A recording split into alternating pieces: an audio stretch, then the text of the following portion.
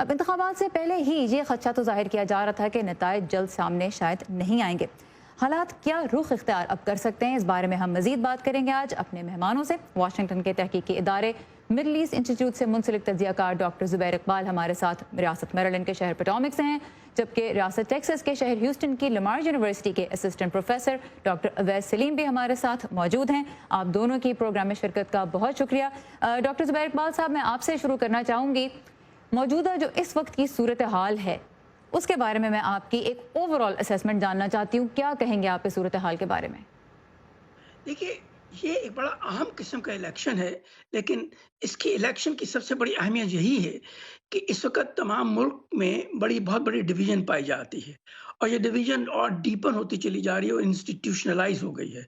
तो ये जो इस इलेक्शन में जो कैंपेन किए गए और उसके बाद जिस किस्म के इस वक़्त आपको नताइज सामने नज़र आ रहे हैं, उनका बेसिक मौक़िफ़ यही नज़र आता है कि मुल्क बहुत डिवाइड हो चुका है। ये डिवीज़न सिर्फ़ इकोनॉमिक लेवल पे नहीं है और सिर्फ़ सफ़ेद फ़ार्म और गैर सफ़ेद फ़ार्म और उसके साथ-साथ इकोनॉमिक इश्यूज़ पे है, बल्कि अब ये कल्चरल इश्यूज़ पे भी चली गई है और कॉन्सेप्ट्स पे चली गई है। इसकी वजह से ये मुल्क जो है, अब उस मकाम पे आ गया है कि ये इलेक्शन जो होगा, ये उसको ज़रा और आगे बढ़ा देगा, कम नहीं करेगा। तो इसलिए ज़रूरी ये है कि इस इलेक्शन को इस कॉन्टेक्स्ट में देखा जाए कि क्या ये इलेक्शन इस एक फाउंडेशन बनती है जिसकी बेसिस पर मुल्क के अंदर और ज़्यादा डिवीज़न्स पाई जाएँगी, या ये एक इंट्रोडक्शन आती है जिसकी वजह से स्टेप्स लिए जाएँगे कि आइंदा इस किस्म की जो डिवीज़न्स हैं उनको कम करने की कोशिश की जाए। इसलिए इस इलेक्शन को मैं इस अहमियत से देख रहा हूँ और इस वक़्त जो आपको इतने डिलेज़ नज़र आ रहे हैं, हाँ। ख़ास तौर पे पेंसिल्वेनिया, मिशिगन और विस्कॉन्सिन के इलाके में, उसकी वजह यही है कि उन इलाकों में इतनी डिवीज़न पैदा हो चुकी थी कि वहाँ पर कोऑपरेशन कम हो गई और उसके साथ-साथ जो एडमिनिस्ट्रेशन थी वोटिंग की, उसमें बड़ी कॉम्प्लेक्सिटीज़ पैदा हो गई। ठीक तो है, और अब इस दफ़ा देखिए क्या हालात भी होता है। खासे गैर मामूली थे। जिस तरह कोरोना वायरस की वजह से बहुत से लोगों ने इलेक्शन से पहले ही वोट डाल दिया और एक्सपेक्ट यही किया जा रहा था कि इलेक्शन डे पे खासा बड़ा वॉल्यूम होगा वोट्स का जो इन रियासतों जी, को काउंट करना पड़ेगा। डॉक्टर अवैस, जी। आपसे भी मैं आपकी ओवरऑल असेसमेंट सबसे पहले जानना चाहूँगी कि इस वक्त हालात जिस तरह के बने, जो हमने देखा कि रात को सदर ट्रंप ने तकरीर कर दी, उससे पहले डोनाल्ड ट्रंप, उससे पहले जो बाइडन ने भी अपना खिताब किया, तो इस पूरी सूरत हाल को आप कैसे देखते हैं? जी, बहुत शुक्रिया सारा। देखिए, ये इलेक्शन जो है अभी तक जहाँ हम खड़े हैं, इलेक्शन का दिन गुजर चुका है, एक रात गुजर चुकी है। तकरीबन वही पैटर्न जो है वो हमें नज़र आ रहा है जो इससे पहले सर्वेज़ में और जो इंडिपेंडेंट तज्ज़ियाकार जिन ख़दशात का इज़हार करते रहे थे। हमें सर्वेज़ में ये नज़र आ रहा था कि ये इलेक्शन इवेंचुअली जो स्विंग स्टेट्स हैं उनका इलेक्शन बनकर रह जाएगा और वो जिस तरफ जिस पलड़े में अपना वजन वो स्विंग स्टेट्स डालेंगी, उस उम्मीदवार के लिए व्हाइट हाउस का रास्ता हमवार हो जाएगा और वहीं आकर अभी गेम रुकी हुई है। दूसरा जो बड़ा फैक्टर जिसका इजहार किया जा रहा था वो ये था कि ये कंट्रोवर्शियल इलेक्शन होगा और इसमें किसी उम्मीदवार की जीत का तयन करना इतना आसान नहीं होगा और जो सदर ट्रंप ने इलेक्शन से पहले भी इस किस्म की इंडिकेशंस दी थी और उसी का इजहार उन्होंने अपनी कल रात की तकरीर में किया है। मैं समझता हूं कि वो सिर्फ अपने जो सपोर्टर्स हैं उनको एक उम्मीद दिलाने की कोशिश नहीं कर रहे हैं, वो एक ओवरऑल एक प्रोसेस पर डाउट्स क्रिएट करने की कोशिश कर रहे हैं कि अगर वो जीते तो शायद वो इलेक्शन जो है वो लेजिटिमेट होगा, लेकिन अगर वो हारे तो उस इलेक्शन में उनके साथ धांधली हो उसकी लेजिटिमेसी पे जाएगी। ही एक सवाल खड़ा हो जाएगा। अच्छा, इस इलेक्शन में आने से पहले ही हमने देखा कि 300 से ज़्यादा मुख्तलिफ कोर्ट केसेस मुल्क की मुख्तलिफ अदालतों में इस इलेक्शन से मुतल्लिक दायर हो चुके थे, जिनमें जो इलेक्शन से मुतल्लिक मुख्तलिफ रियासतों के कवानीन हैं उनको चैलेंज किया गया था। डेमोक्रेट्स ने भी लॉ सूट्स फाइल किए, रिपब्लिकन्स ने भी फाइल किए।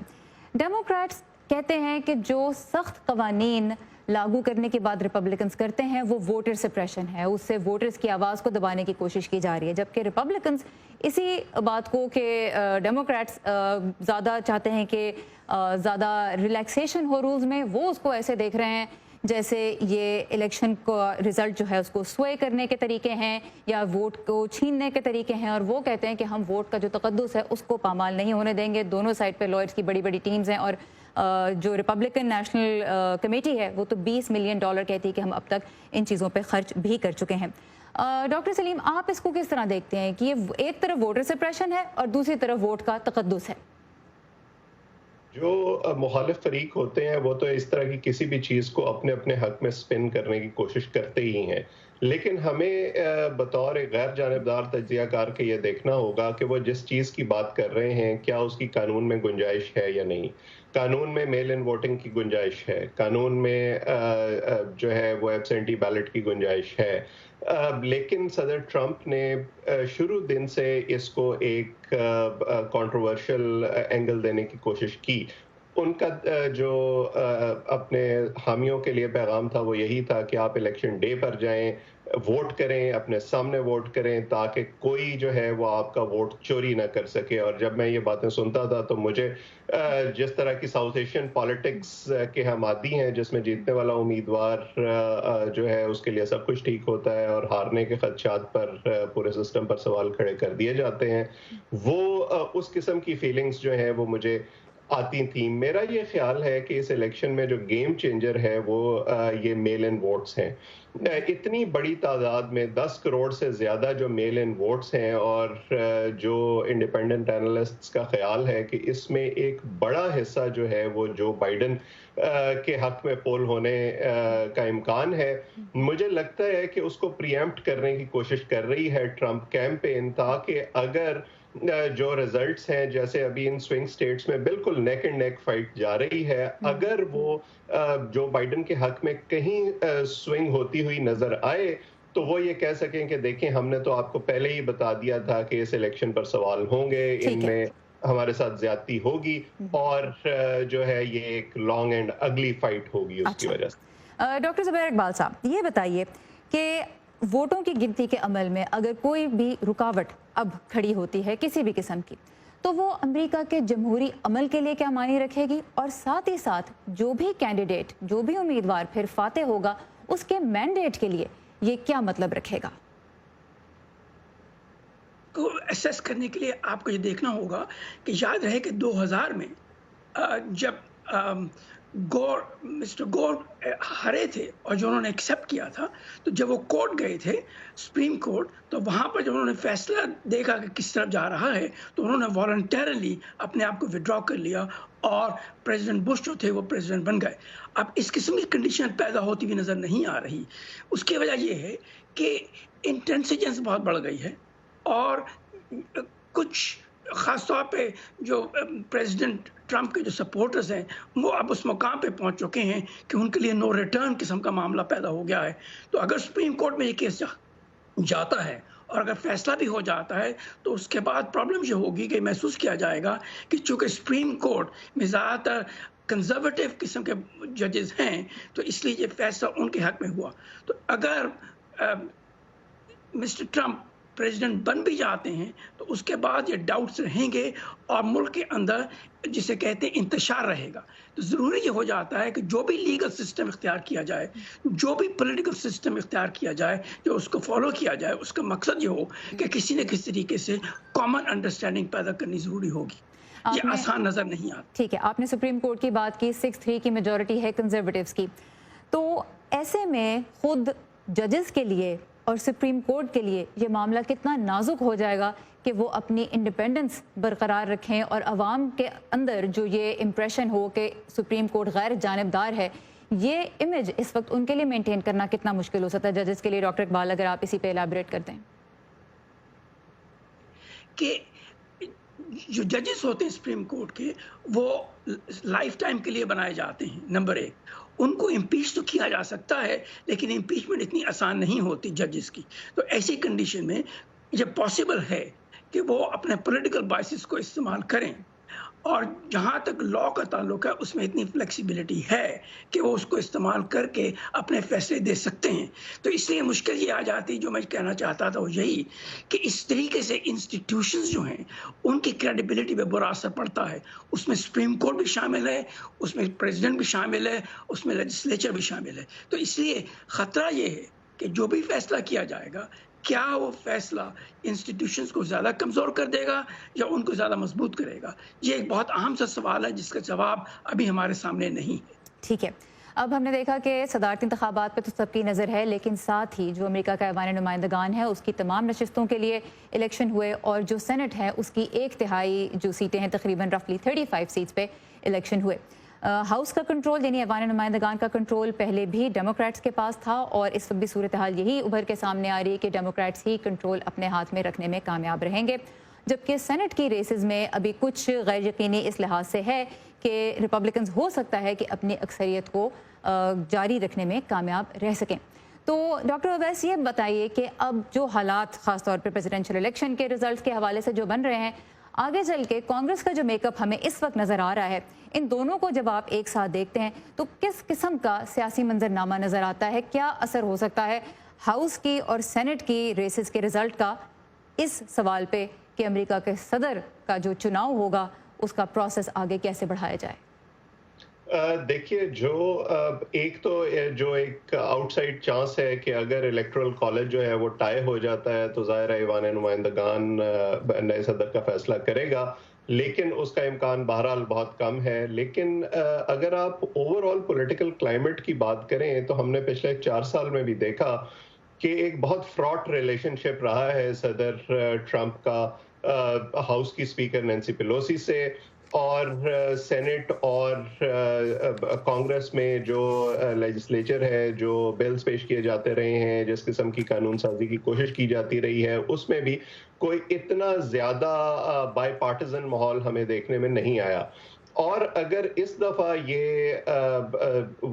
जो डिवीजन है ये बरकरार रहती है और रिपब्लिकन सेनेट में मेजॉरिटी अपनी बरकरार रखते हैं, तो मैं समझता हूं कि उस जो विशेष पॉलिटिकल क्लाइमेट है उसमें इजाफा होगा, उसमें कमी होने का कोई इम्कान नहीं है, क्योंकि वो चीज़ें जो ट्रंप कैंपेन के एजेंडे पर थीं, अगर वो सदर बन जाते हैं, जिनमें से कुछ चीज़ें शायद वो करने में कामयाब नहीं हुए क्योंकि उन्हें बहरहाल एक पोस्चर रखना था, री इलेक्शन के लिए जाना था, दूसरी टर्म में ही will have nothing to lose, तो वो तमाम चीज़ें करने की कोशिश करेंगे जिनके जवाब में जिसमें इमिग्रेशन हो सकती है, हेल्थ केयर हो सकता है और दूसरी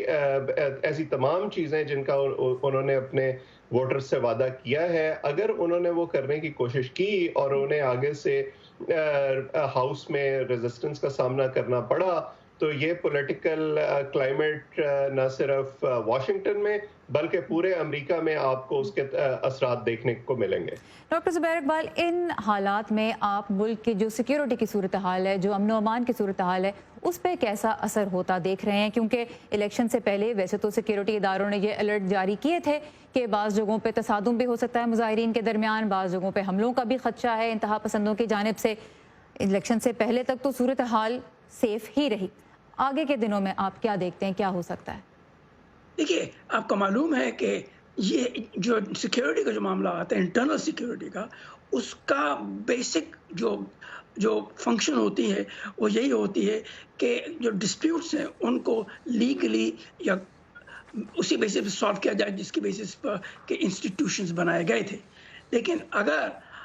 जो प्रेसिडेंट है, अगर वही या जो पावरफुल इंस्टीट्यूशंस हैं वही इस किस्म के डिवीजन को, इस किस्म के डिस्प्यूट्स को एक्सेप्ट करने के लिए तैयार हैं, तो फिर जाहिर है सिक्योरिटी कंडीशंस ख़राब हो जाती हैं, क्योंकि जो फ्रिंज एलिमेंट्स होते हैं और जो एक्सट्रीमिस्ट एलिमेंट्स होते हैं उनको एक किस्म की तक़वियत मिल जाती है और वो फिर आगे बढ़कर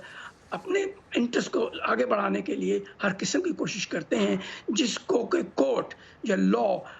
किसी तरीके से इंटरप्ट नहीं करता। प्रॉब्लम ये है कि आया ये गवर्नमेंट के इंटरेस्ट में है, आया ये मेजॉरिटी पार्टी के इंटरेस्ट में है।